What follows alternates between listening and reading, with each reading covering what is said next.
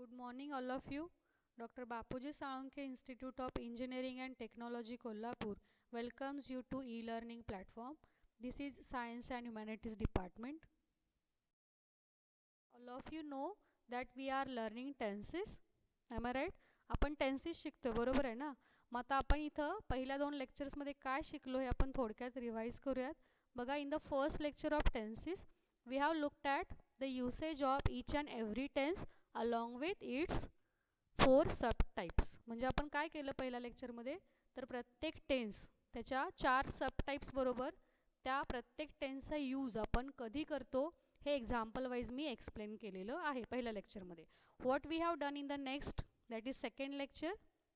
दुसऱ्या लेक्चरमध्ये काय केलं आपण, we have looked at the structure and examples of each and every tense again along with its concern sub types. म्हणजे मी काय म्हणाले, तर आपण दुसऱ्या लेक्चरमध्ये प्रत्येक टेन्स त्याच्या 4 सब टाइप्स बरोबर रूल आणि त्याचं एक्झाम्पल अशा प्रकारचं टेबल आपण तिथं स्टडी केलं बरोबर आहे.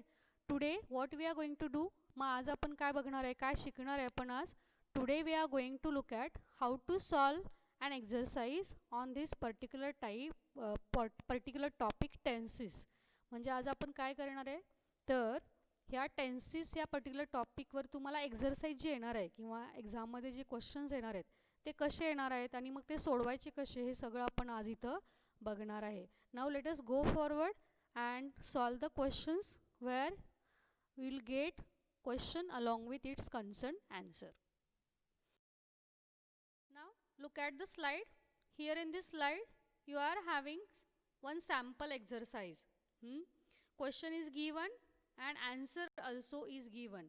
How to solve this particular type of question on this particular topic tenses, that is what we are going to look at today. आपण आज काय करणार आहे, तर ह्या टेन्सेसवर कशा प्रकारचे क्वेश्चन्स तुम्हाला एक्झाममध्ये येणार आहेत आणि ते कसे सोडवायचे हे आपण इथं सगळं डिटेलमध्ये बघणार आहे.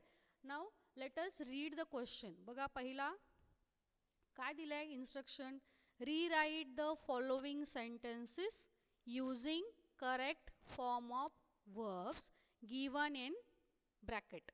आता बघा, मी इथं फॉर्म ऑफ वर्ब्स हे काय केले, मी येल्लो कलरमध्ये ठेवले. का सांगते मी, कारण ते महत्त्वाचं आहे. इथं या एक्झरसाइजमध्ये आपण काय करणार आहे, तर तो ब्रॅकेटमध्ये दिलेले जे मेन वर्ब आहे ते आपण करेक्ट फॉर्ममध्ये कन्व्हर्ट करणार आहे बरोबर आहे. तुम्हाला जर आठवत असेल तर बघा, while learning the tenses I have told you that one verb may be turn into varieties of forms. एक वर्ब आपण वेगवेगळ्या फॉर्ममध्ये कन्वर्ट करतो according to the tense which you are going to use in that sentence. बघा, मी जे काय म्हणाले ते परत एकदा सांगते. आपण काय करतो, एक मेन वर्ब जे आहे ते आपण वेगवेगळ्या फॉर्म्समध्ये कन्व्हर्ट करतो. कशावर ठरवतो आपण हे कन्व्हर्जन, तर त्या वाक्यामध्ये जो टेन्स तुम्ही वापरणार आहे किंवा त्या वाक्याची जी रिक्वायरमेंट आहे त्या टेन्समध्ये तुम्ही कन्व्हर्ट करणार. आता आपण मेन 3 टेन्स बघितले बरोबर आहे, प्रेझेंट, पास्ट आणि फ्युचर. आता त्याचं परत आपण 4 मध्ये डिवायडेशन केलेलं होतं, आठवत आहे. सिम्पल, कंटिन्युअस, परफेक्ट आणि परफेक्ट कंटिन्युअस असं प्रत्येक टेन्सचं आपण बघितलेलं आहे. आता आपण इथं काय करणार आहे मग, तर आपल्याला जे मेन वर्ब ब्रॅकेटमध्ये दिलं आहे ते आपण काय करणार, तर त्याच्या करेक्ट फॉर्म ऑफ वर्बमध्ये कन्व्हर्ट करणार आहे. मग आता कसं मी तुम्हाला प्रत्येक एक्झाम्पल एक्सप्लेन करणार आहे. बघा, पहिला क्वेश्चन मी वाचते बघा. First one, when you arrive tonight comma we dash dash into bracket go out for dinner.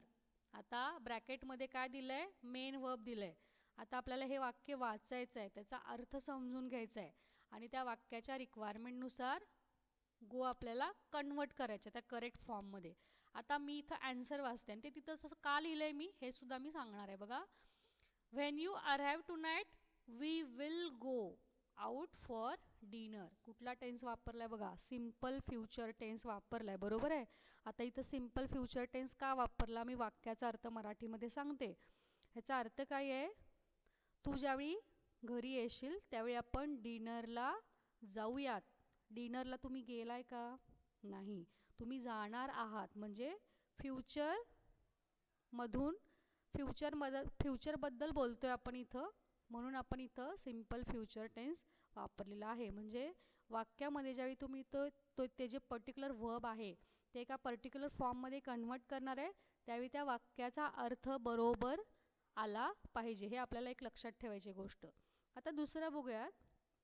Whenever we meet comma we dash dash into bracket plan a trip. आता इथं आपल्याला हे मेन वर्ब काय करायचं आहे, त्या correct फॉर्ममध्ये convert करायचं. आता इथं बघा ॲन्सरमध्ये जर तुम्ही बघितलं तर प्लॅन हे प्लॅनच राहिले का, मी तुम्हाला सांगते बघा. Whenever we meet we plan a trip. आता इथं जर तुम्ही नीट लक्षपूर्वक बघितलं तर तुमच्या लक्षात येईल ह्या वाक्याचा अर्थ काय आहे.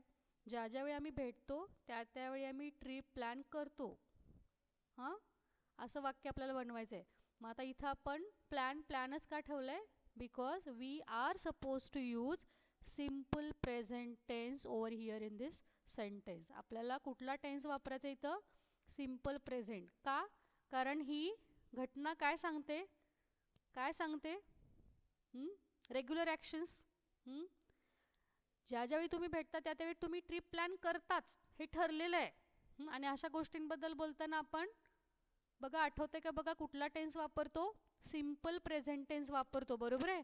म्हणून आपण इथं प्लॅनच ठेवले कारण आपल्याला सिम्पल प्रेझेंट टेन्स दाखवायचं याच्यातून. ज्यावेळी आम्ही भेटतो त्यावेळी आम्ही ट्रिप प्लॅन करतो म्हणून. आता पुढे जाऊयात. थर्ड बघा. The sun dash dash into bracket shine brightly. आता ही काय आहे, रेग्युलर ॲक्शन आहे, रोज घडतं हे.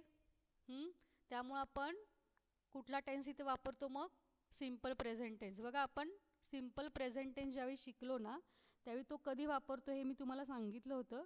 आणि त्याच्यामधलीच ही एक कंडिशन आहे की रेग्युलर ॲक्शन ज्या वारंवार रोजच्या रोज घडतात त्यावेळी आपण सिम्पल प्रेझेंट टेन्स वापरतो. मग इथं आपण काय केलं आहे, शाईनचं शाईन्स केलं आहे. The sun shines brightly. मग शाईन्स का केलं आहे, मी रूल सांगितले तुम्हाला, आठवत आहे का बघा.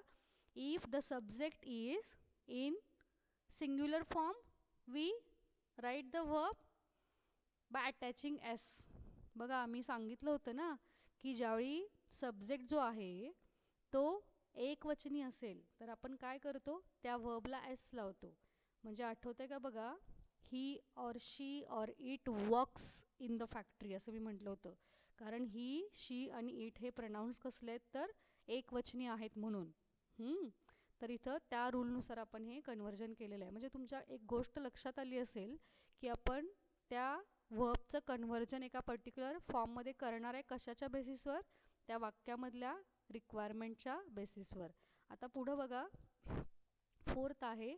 विजय dash dash into bracket wait for me when I arrived. आता जर वाक्य तुम्ही नीट वाचलं, बघा प्रत्येक वाक्यामध्ये तुम्हाला हिंट मिळत जाते की तुम्ही कुठला इथं टेन्स वापरला पाहिजे. आता जर वाक्य नीट वाचलं तर पुढं जर जाऊन बघितलं, व्हेन आय अराइव्ड, ज्यावेळी मी तिथं पोहोचलो त्यावेळी विजय आणि वेटमध्ये आपल्याला कन्वर्जन करायचं आहे, वेटचं. आता मग कसं होणार, मग तुम्हाला असं म्हणायला लागेल की ज्यावेळी मी तिथं पोहोचलो त्यावेळी विजय माझी वाट बघत होता.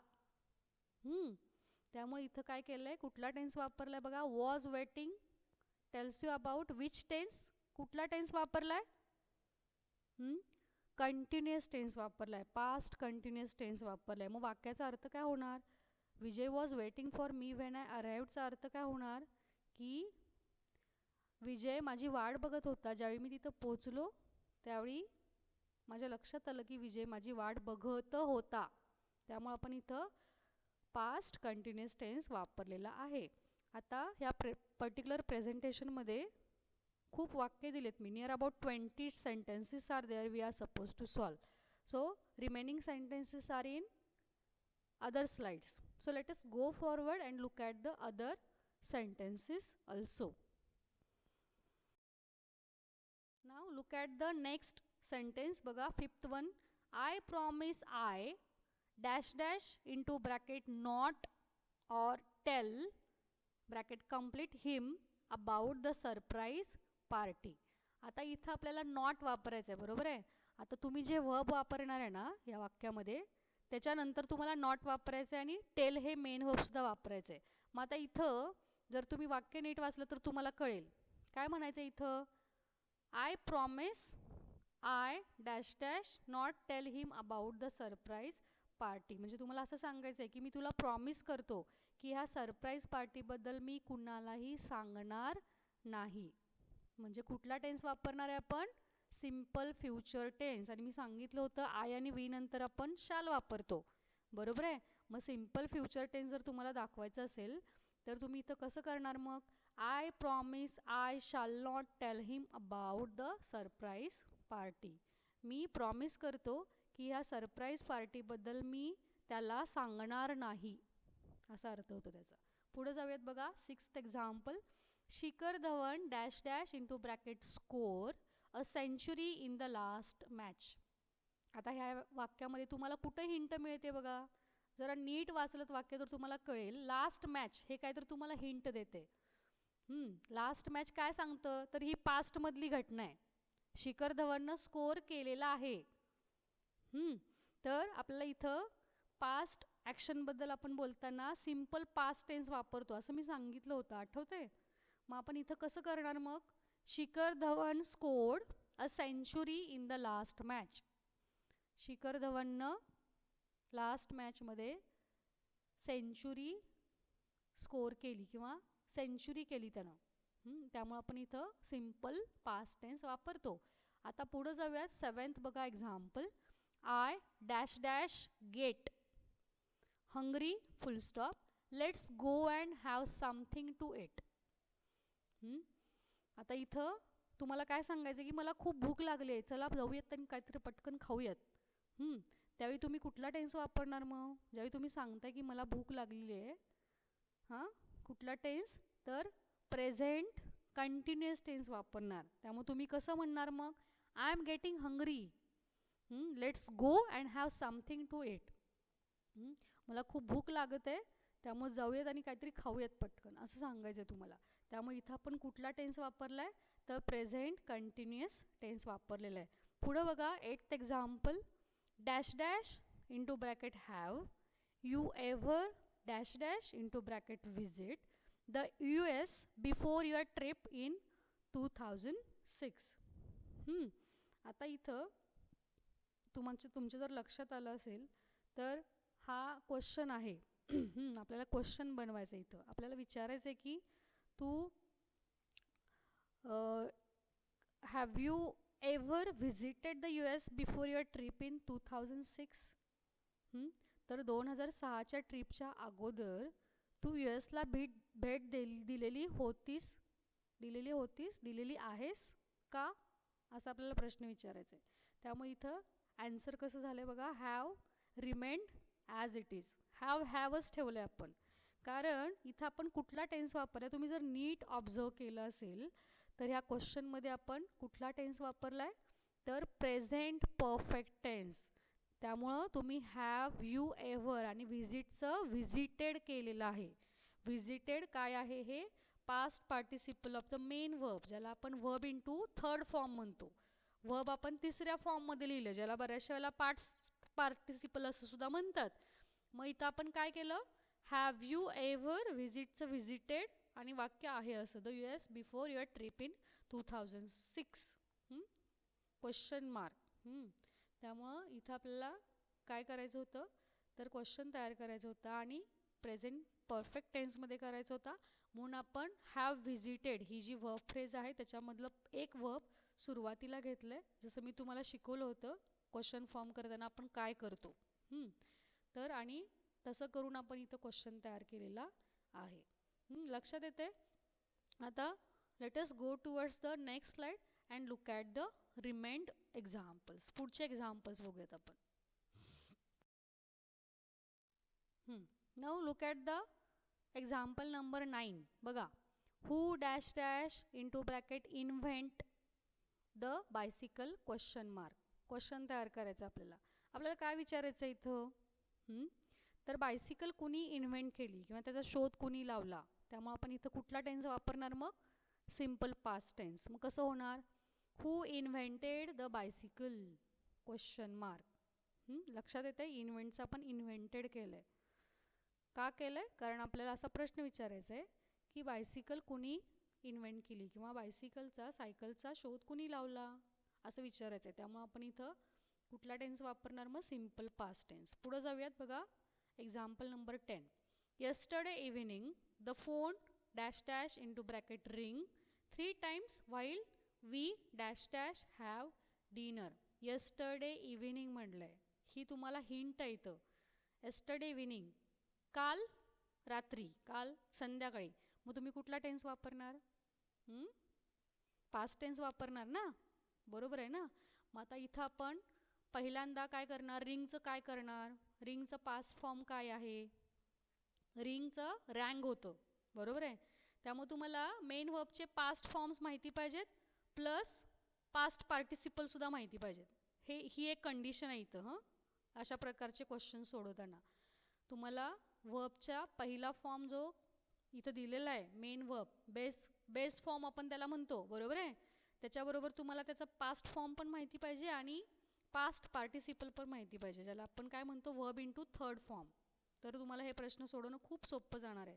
बघा आता कसं होणार मग. Yesterday evening the phone rang 3 times while. आता इथं आपल्याला सांगायचं आहे ह्या वाक्याचा अर्थ काय होतो बघा मराठीमध्ये. काल रात्री ज्यावेळी आम्ही जेवत होतो किंवा काल रात्री आम्ही ज्यावेळी डिनर घेत होतो त्यावेळी फोन 3 वेळा वाजला, असं म्हणायचं आहे ना. त्यामुळं आपल्याला काय सांगायचं आहे? तुम्ही जेवत होता, त्यामुळं वी वेअर हॅविंग होणार. लक्षात येते का? कुठला टेन्स वापरला इथं आपण? पास्ट कंटिन्युअस टेन्स वापरलेला आहे. काल रात्री ज्यावेळी आम्ही जेवत होतो त्यावेळी फोन 3 वेळा वाजला. ह्या मराठी वाक्याचं ट्रान्सलेशन इथं समोर आहे बघा तुमच्या. काय होणार? Yesterday evening the phone rang 3 times while we were having dinner. लक्षात येते? बघा पुढे जाऊयात आणि एक्झाम्पल बघूयात. Example number 11. When I met you last time, you dash dash think of moving to a new flat. इथं सुद्धा एक हिंट आहे बघा. काय सांगितलंय? पहिलं वाक्य कुठल्या टेन्समध्ये बघा? When I met you last time. मीटचा पास्ट टेन्स आहे हा. ज्यावेळी मी तुला लास्ट टाइम भेटलो, किंवा मागच्या वेळी, असं आपण मराठीमध्ये बऱ्याचशा वेळेला म्हणतो. मागच्या वेळी ज्यावेळी मी तुला भेटलो त्यावेळी काय? You were thinking of moving to a new flat. इथं काय सांगायचं आहे? वेअर थिंकिंग आपण का केलं मी सांगते. वाक्याचा अर्थ कसा होतोय बघा. मागच्या वेळी ज्यावेळी मी तुला भेटले त्यावेळी तू नवीन फ्लॅटमध्ये जाण्याचा विचार करत होतास किंवा करत होतास. त्यामुळं वी वेअर थिंकिंग होणार. कुठला टेन्स वापरलाय मग आपण इथं? पास्ट कंटिन्युअस टेन्स वापरलेला आहे. त्यामुळे वाक्य कसं होणार मग? When I met you last time you were thinking of moving to a new flat. लक्षात येते का? वाक्यामध्ये बऱ्याचशा वेळी अशा हिंट्स दिल्या जातात. त्या हिंट्स तुम्हाला सांगतात की इथं कुठला टेन्स वापरला पाहिजे. But the most important thing is that you should observe or read the sentence carefully whether a particular hint is given there or not. And if a hint is given there, on the basis of that hint you can take decision which of the tenses should be used over here in this sentence. मी काय म्हणाले? मी परत एकदा मराठीमध्ये सांगते. प्रत्येक वाक्यामध्ये एक hint दिलेली असते. त्या हिंटनुसार तुम्ही ठरवू शकता की आपण याच्यामध्ये कुठला टेन्स वापरला पाहिजे. Now let us go for Let us try to solve the other examples. Example number 12. बघा. She only understood the movie because she dash dash read the book. वाक्यामध्ये जर तुम्ही नीट बघितलं तर कुठला टेन्स आहे बघा? सुरुवातीला कुठला वापरलाय? शी ओनली अंडरस्टूड म्हणले. अंडरस्टूड हे अंडरस्टँडचं काय आहे? पास्ट कन्वर्जन आहे. पास्टमध्ये आपण वापरलं इथं मेन वर्ब. मग पुढं आपल्याला काय करायचं आहे? इथं काय सांगायचं आहे आपल्याला बघा? She only understood the movie because she had read the book. असं ॲन्सर मी सांगितलं आहे.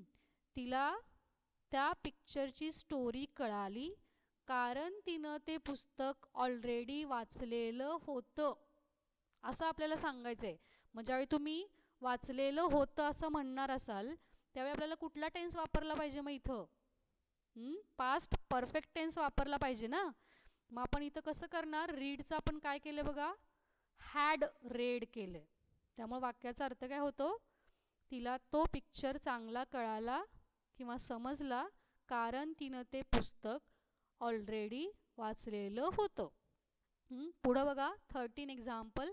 Can you dash dash help me move this heavy table question mark. मी सांगितलं होतं क्वेश्चन्स आपण बऱ्याचशा वेळेला मॉडल ऑक्झिलरीज ज्या आहेत कॅन, कुड, शूड, वूड, शाल, विल, अशा प्रकारच्या मॉडल ऑक्झिलरीजनी सुद्धा आपण क्वेश्चन बनवू शकतो.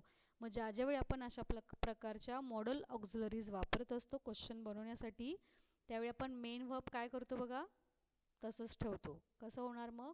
Can you help me move this heavy table question mark. इथं हेल्प हे आहे असंच ठेवलं आहे म्हणजे सिम्पल प्रेझेंट टेन्स वापरलं आहे आपण, बरोबर आहे. कारण ह्याचं प्लेन स्टेटमेंट कसं होणार मग? You can help me move this heavy table full stop. त्याचं जर क्वेश्चन बनवायचं असेल तर आपण काय करतो, जी वर्ब फ्रेज आहे त्याच्यामधलं एक फ्रेज सुरुवातीला घेतो. मग इथं वर्ब फ्रेज कुठली आहे तर कॅन हेल्प ही एक वर्ब फ्रेज आहे. कॅन हे सुद्धा वर्ब आहे, मॉडल ऑक्झिलरी आहे, आणि हेल्प हे सुद्धा वर्ब आहे. लक्षात येते का? त्याच्यातलं आपण एक सुरुवातीला घेतलं मग हेल्प हेल्पच राहणार ना. सिम्पल रूल आहे. तर रूल्स तुम्हाला लक्षात असतील तर तुम्ही अशा प्रकारची वाक्य इझिली सोडवू शकता. बघा पुढे जाऊया. 14th example. Hello Nitya comma I dash dash not dash see. दोन दिलेत आपल्याला, नॉट पण वापरायचं आणि सी पण वापरायचं किंवा सीचं कन्व्हर्जन करायचं आहे. आणि वाक्य पुढं कसं आहे, you for ages full stop how are you. आता ज्यावेळी तुम्ही एखाद्या व्यक्तीला म्हणता की तुला मी खूप दिवस झाले भेटले नाही, तू किंवा तुम्ही कसे आहात, अशा वेळी आपण काय करतो तर कुठला टेन्स वापरतो? बऱ्याचशा वेळेला आपण प्रेझेंट परफेक्ट टेन्स वापरतो. इथं आपण तेच केलेलं आहे. आपण काय केलं आहे बघा कसं होणार मग वाक्य. Hello Nitya I have not seen you for ages full stop how are you question mark. मग आता आपण इथं काय केलं आहे, कुठला टेन्स वापरला आपण? प्रेझेंट परफेक्ट टेन्स वापरला आहे. आणि आपण त्या टेन्सबरोबर नॉट वापरतो आहे कारण इथं वाक्यामध्ये नॉटची रिक्वायरमेंट आहे म्हणून. मग आता आपण हॅव नॉट केलं आणि सीचं सीन केलं आहे.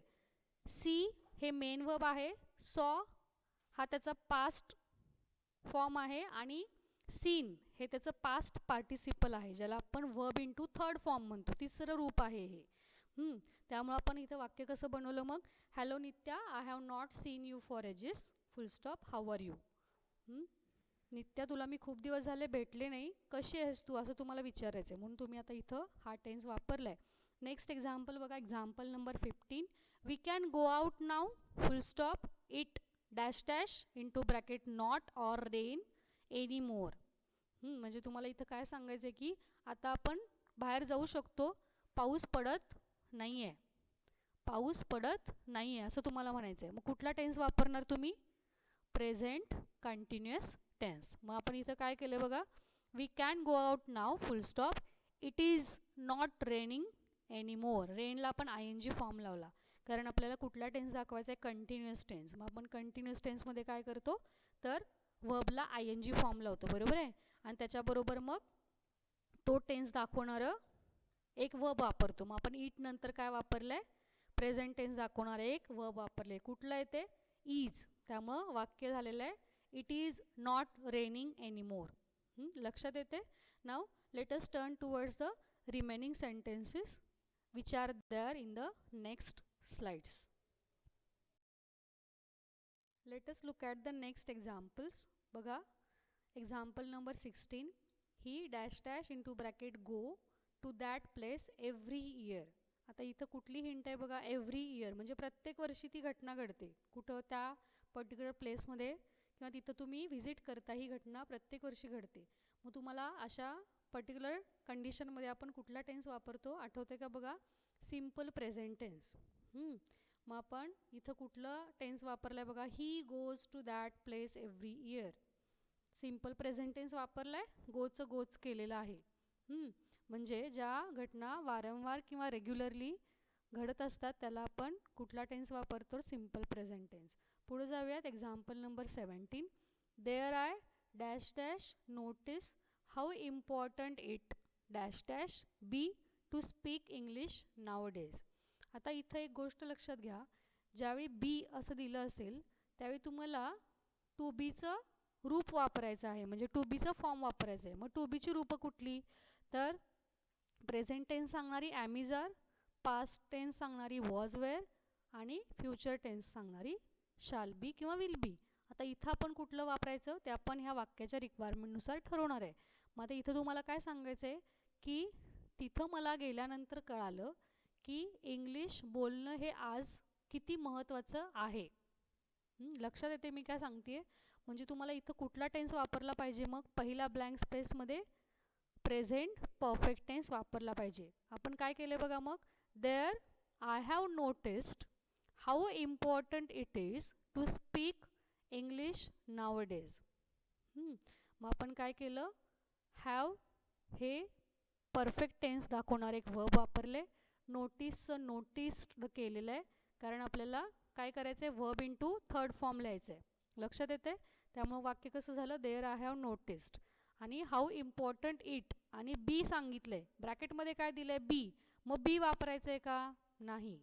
तर आपल्याला इथं काय करायचं, ज्यावेळी बी येईल त्यावेळी तुम्हाला एक गोष्ट लक्षात ठेवायची, ते टू बीचं रूप आहे.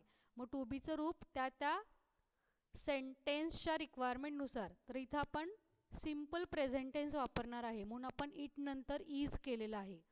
बीचं रूप कुठलं वापरले? टू बीचं रूप इज, कारण आपल्याला सिम्पल प्रेझेंट टेन्स दाखवायचं आहे म्हणून. लक्षात येते?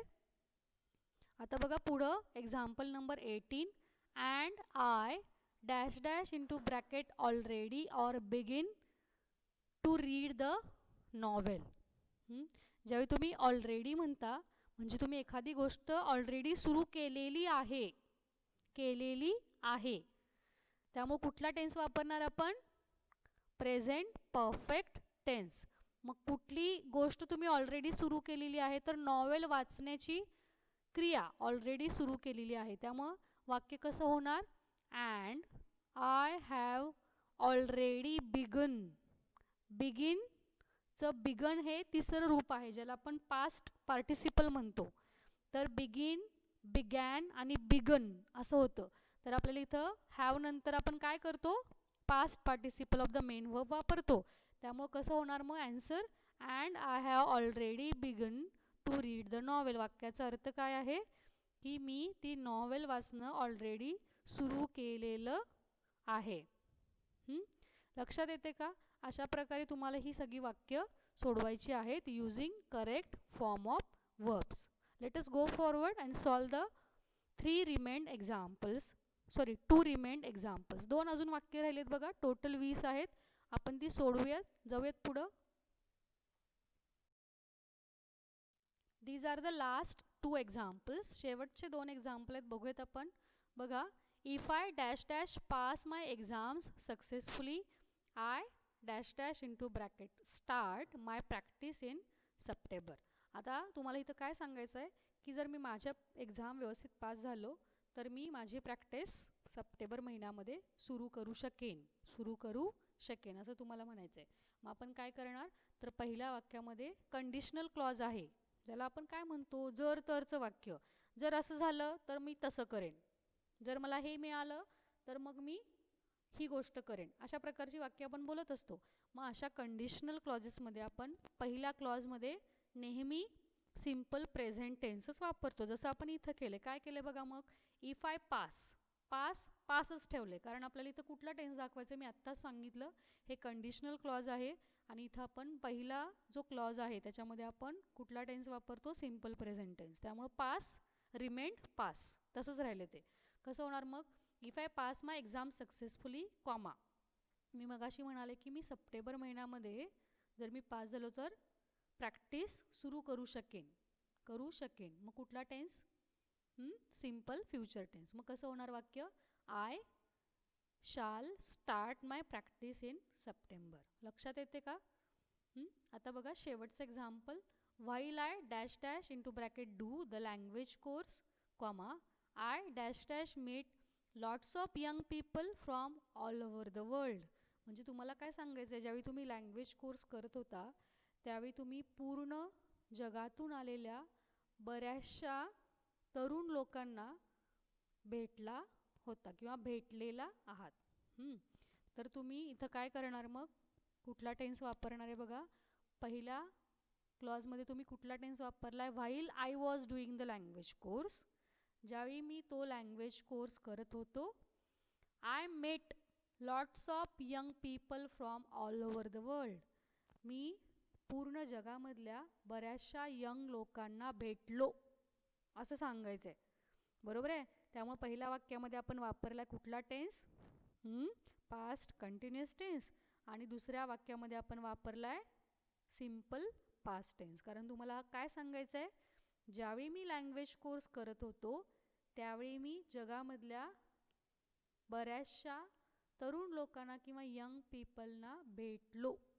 लक्षात येते का कसं आपण मीटचं मेट का केलं, कारण मीट हे मेन वर्ब आहे आणि मेट हा त्याचा पास्ट फॉर्म आहे. लक्षात येते. अशा प्रकारची वाक्य आपल्याला एक्झाममध्ये येणार आणि आपल्याला ती त्या सेंटेन्समधल्या ब्लँक स्पेसेसमध्ये त्या ब्रॅकेटमध्ये दिलेल्या मेन वर्बचा करेक्ट फॉर्म तिथं घालायचा आणि मग आपला आन्सर बनवायचं आहे. Okay. Here this topic tenses has come to an end. I hope you have understood how to solve the questions which will be there in your exam on this particular topic. ह्या टॉपिकवर टेन्सेसवर ज्या प्रकारचे questions तुमच्या एक्झाममध्ये येणार आहेत ते कसे सोडवायचे हे आपण आज बघितलं. मला असं वाटतं की तुम्हाला हे समजलं असेल. Steel if you have any doubts you can ask your queries and doubts. Okay. Thank you so much.